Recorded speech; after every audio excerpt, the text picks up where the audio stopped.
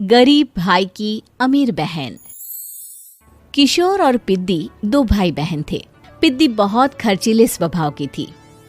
वो जितना कमाती अपने ऐशो आराम में पैसे उड़ा दिया करती। लेकिन किशोर समझदार था, घर को साथ लेकर चलना जानता था। अपनी बहन के जितना कमाता तो नहीं था, लेकिन फिर भी वो किसी तरह घर का खर्च चला लेता था। एक दिन पिद्दी किशोर से कहती है, किशोर, तुम थोड़ा ज्यादा क्यों नहीं कमाते? मेरे दोस्त रोज मेरा मजाक उड़ाते हैं। अरे बहन, मैं कोशिश तो कर रहा हूँ। अच्छा सुनो, अगले महीने रक्षाबंधन है, मुझे सोने का हार चाहिए, इससे कम कुछ भी ना लूंगी। अरे दिला दूंगा बहन। किशोर को पूरी रात नींद नहीं आती। उसके दिमाग में बस ये चल रहा था कि उसकी माली हालत इतनी बिगड़ चुकी है, अब वो सोने का हार कहाँ से लाएगा। अगले दिन किशोर सुबह सुबह घर से ये बोलकर निकल गया कि पिद्दी, मैं गांव से बाहर जा रहा हूँ, कुछ दिन घर नहीं आऊंगा। किशोर ने अपने काम के साथ साथ फेरी में कपड़े बेचने भी शुरू कर दिए, जिससे वो ज्यादा से ज्यादा पैसे कमा सके। रात में वो एक बिल्डिंग की चौकीदारी भी करने लगा। अपने काम से थोड़ा बहुत समय निकालकर बस कुछ घंटे की नींद ले पाता था। और कब वो कुछ दिन एक महीने में बदल गए और रक्षाबंधन भी आ गया, पता ही नहीं चला। लेकिन किशोर अभी तक घर वापस नहीं लौटा। जहां वो काम करता था, पिद्दी के नाम का गुल्लक रखा हुआ था। किशोर ने उस गुल्लक को फोड़ा और सारे पैसे इकट्ठा करके एक सोने का हार खरीद लिया। घर में पिद्दी किशोर का इंतजार कर रही थी। तभी किशोर आता है। कहाँ चले गए थे? 4 दिन का कहा था और 1 महीने से पता नहीं कहाँ गायब हो गए थे। मैंने बस एक हार मांगा था और तुमने तो घर ही छोड़ दिया। अरे मुझे थोड़ा काम मिल गया था। कुछ नहीं, सब समझती हूँ, बहाने थे तुम्हारे। अपनी बहन के लिए इतना भी नहीं कर सकते, कैसे भाई हो? चलो यहाँ बैठो, राखी बांधती हूँ। पिद्दी ने किशोर को राखी बांधी। वैसे ही किशोर ने अपनी बहन के हाथ में सोने का हार रख दिया। उसकी खुशी का कोई ठिकाना नहीं था।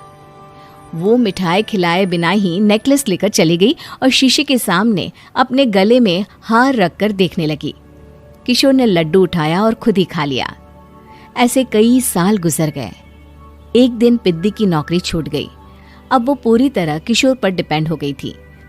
आए दिन किशोर को अपने महंगे महंगे शौक गिनाकर उससे पैसे मांगा करती थी। किशोर, कुछ पैसे देना, मुझे पार्लर जाना है। किशोर बिना कुछ बोले उसे पैसे दे देता। ये क्या, 500? अरे इतने में तो मुझे पार्लर में एंट्री मिलेगी बस। अच्छा, देता हूँ ना ज्यादा। अरे कैसे भाई हो, अपनी बहन के लिए इतना भी नहीं कर सकते। किशोर ने जेब से 2000 का नोट निकाला और उसे दे दिया। किशोर गरीबी में रह लेता था, लेकिन अपनी बहन को कभी कोई कमी नहीं होने देता था। बेटा, पिद्दी तुम्हारी बहन है, उसे कभी किसी चीज की कमी मत होने देना और उसका ध्यान रखना, क्योंकि भाई का फर्ज होता है अपनी बहन का ध्यान रखना।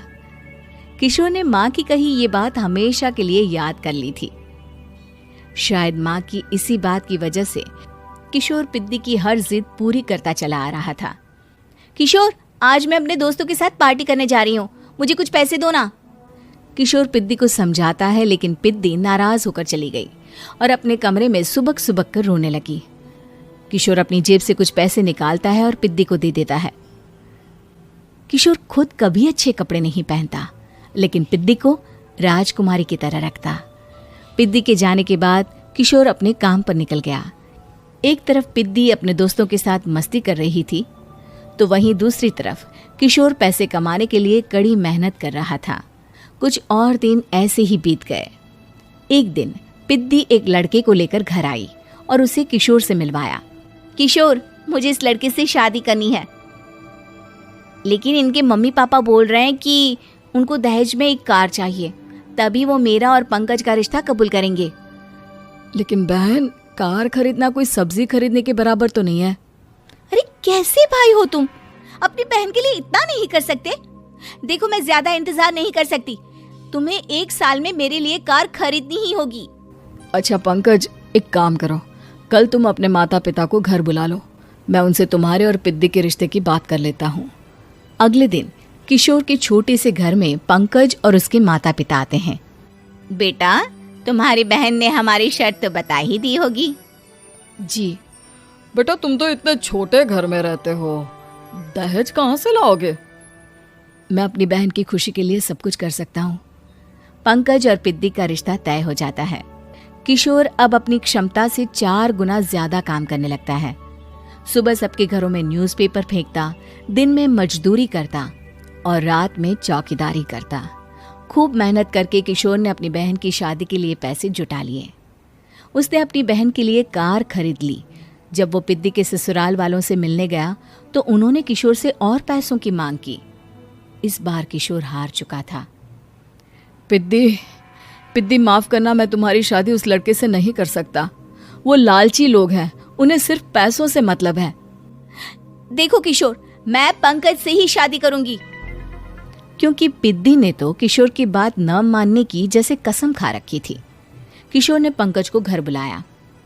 पंकज, तुम अपने माता पिता को समझाते क्यों नहीं हो? भैया, वो हमारी शादी के लिए मान गए, मेरे लिए तो यही बहुत बड़ी बात है। हम एक काम कर सकते हैं, दहेज की रकम में से कुछ पैसे मैं आपको दे देता हूँ। अरे लेकिन समाज वाले क्या कहेंगे? अरे जब दुनिया को पता चलेगा तब ना। अच्छा, कुछ पैसे मैं अपने मालिक से कर्ज में ले लेता हूँ। कुछ पैसे पंकज देता है, कुछ वो कर्जा लेता है और अपनी उम्र भर की कमाई वो अपनी बहन की शादी में लगा देता है। आखिर में पंकज और पिद्दी की शादी हो जाती है।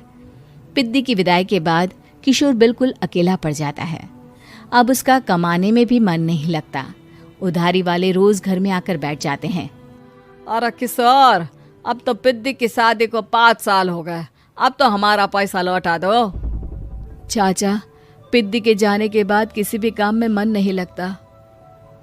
अरे तो हमारा पैसा कैसे वापस मिलेगा? जी, कुछ करता हूँ मैं। किशोर के ऊपर बहुत सा कर्जा चढ़ गया था, इसलिए उसने तय किया कि वो ये घर बेचकर सबके पैसे लौटा देगा।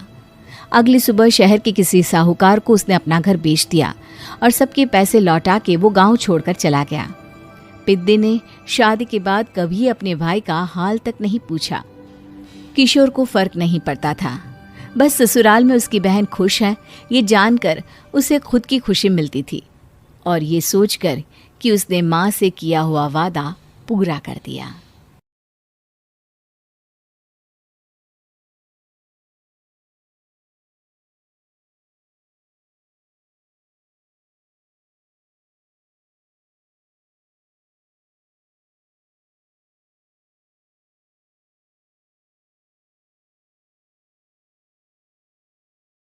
रेखा के पिता दिल्ली में किसी तरह अपने और अपने परिवार का पेट पाल रहे थे, पर एक दिन। अरे रमेश, तुम्हारी बेटी के तो समझो भाग्य ही खुल गए, वकील लड़के का रिश्ता आया है। अरे वाह, कब करना चाहते हैं शादी? वो लोग तो जल्द से जल्द ही करेंगे। बाकी शाम को मैंने रेखा को देखने के लिए बुला लिया है। तेरा घर छोटा है तो तुम लोग मेरे घर ही आ जाना। राकेश और उसकी बीवी सारी तैयारी के साथ रोहित और रेखा की शादी कर देते हैं। लेकिन अगले ही दिन। देखो रेखा, शादी भले ही हो गई है, लेकिन तुम ये मत सोचना कि मैं किसी जोरू के गुलाम टाइप रहूंगा। रेखा को रोहित की बात अजीब लगती है। मैं ये तो सोच भी नहीं सकती और ना ही चाहती हूँ, लेकिन शादी के अगले ही दिन इस तरह की बात की उम्मीद भी नहीं थी। रोहित रेखा के मुंह से ये बात सुनकर गुस्सा हो जाता है। अरे, काफी जबान भी चला लेती हो। माँ ने सिखाया नहीं कि पति से कैसे बात करते हैं? रेखा अब चुप रहने में ही भलाई समझती है। रेखा, जल्दी से नाश्ता तैयार कर लो, आज पहला दिन है, सारे काम तुम्हें समझा दूंगी। ये नौकरानी है जो तुम्हें बता देगी कि कैसे कैसे क्या करना है, फिर इसकी कल से छुट्टी है। रेखा भी ससुराल में जी जान लगाकर काम करने लगती है। खाली समय मिलता तो पति के वकालत की किताब उठाकर पढ़ने लगती। ये क्या, जब देखो तब पढ़ती रहती है। अच्छा सुन, कल पिता के घर से 20,000 रुपये लेकर आना, मेरे छोटे बेटे की फीस भरनी है। लेकिन पापा क्यों भरेंगे उसकी फीस? अरे वाह जी वाह, पापा क्यों भरेंगे? तो ये बता, हम क्यों रखेंगे तुझे यहाँ, क्यों खाना देंगे फ्री में? अरे क्योंकि मैं बहू हूँ इस घर की। तभी वहां रोहित आ जाता है। अरे वाह, बड़ी जबान चला रही हो। चुपचाप माँ जो कह रही है वैसा कर, वरना सामान उठा और जा अपनी झोपड़ी में। बेचारी रेखा क्या करती, पिता के घर जाती है, उनको सारा हाल बताती है। पिता भी जैसे तैसे पैसों का इंतजाम कर बेटी को ससुराल के लिए विदा करते हैं। देखा, अब कहाँ से आए पैसे? अरे बहुत माल है तुम लोगों के पास, बस सीधी उंगली से निकालते नहीं। नहीं नहीं माँ, पापा ने अपनी मोटरसाइकिल बेचकर पैसों का इंतजाम किया है। पता नहीं अब वो ऑफिस कैसे जाएंगे। अरे वाह भाई, ये भी हम सोचे। खैर, जैसे तैसे दिन बीतते हैं। रेखा जहां एक प्यारे से बेटे की माँ बनती है, तो वहीं उसका वकालत की किताब में ज्ञान और गहराता जाता है। हे भगवान, बुरे फंसे। ये केस तो लगता है कि मैं हार ही जाऊंगा। देखिए, मैंने आपकी इस केस की फाइल पढ़ी थी। इस केस को जीतना बहुत ही आसान है। वाह भाई वाह, यहाँ वकालत की डिग्री लेकर भी मैं समझ नहीं पा रहा हूँ, और तुमने रोटी बनाते बनाते ही केस समझ लिया। अरे जाओ जाओ, जाकर मुन्ने को संभालो। केस मैं संभालूंगा। ए लड़की सुन, जाकर अपने बाप के यहाँ से 3 लाख लेकर आ। पूरा घर फिर से बनाना है। छोटे की शादी करूंगी तो छोटी बहू को कहाँ रखूंगी? पूरा घर तो तूने घेर रखा है। ऐसा मत बोलिए माँ जी, पापा इतना पैसा कहाँ से लाएंगे? अब तो वो रिटायर भी हो गए हैं। हाँ, तभी तो बोल रही हूँ, रिटायरमेंट के पैसे तो मिले होंगे ना। लेकिन वो अगर आपको दे देंगे तो बुढ़ापा कैसे काटेंगे? रोहित रेखा की बात सुनकर गुस्सा हो जाता है। ए सुन, चल अपना सामान उठा, अपना बच्चा उठा और निकल यहाँ से। रेखा के लाख आग्रह के बाद भी रोहित और उसकी सास उसे घर में नहीं रखते। पापा, मैं तलाक चाहती हूँ। बेटा, मेरे पास वकील के पैसे नहीं है। पापा, आप मुझे वकालत करवा दीजिए, अपना केस मैं खुद लड़ूंगी।